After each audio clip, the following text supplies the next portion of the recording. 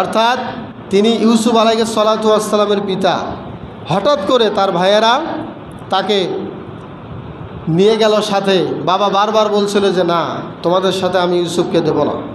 তারপরেও তার সন্তানেরা অনেক কথা বলে, অনেক কসম দিয়ে ইউসুফ আলাইহিস সালাতু ওয়াস সালামকে যখন নিয়ে গেল, নিয়ে যাওয়ার পরেও যখন তার কাছ থেকে সরিয়ে নিয়ে যাওয়া হলো এবং অন্য অন্য সন্তানরা যখন তার কাছে আসলো, আসার পরে যখন বলল যে বাবা, আপনার ছেলে ইউসুফ তো, তাকে তো বাঘে খেয়ে ফেলছে, তখনও দেখেন ইয়াকুব আলাইহিস সালাতু ওয়াস সালাম চরম ধৈর্যের পরীক্ষা দিয়েছেন। কঠিন সবর, কঠিন আল্লাহর ভরসার ওপরে কঠিন পরীক্ষার মধ্যে তিনি জয়যুক্ত হয়েছেন এবং কখনোই কোনোভাবেই তিনি আল্লাহর প্রতি আস্থা, আল্লাহর প্রতি ধৈর্য এবং ভরসা তিনি হারান নাই।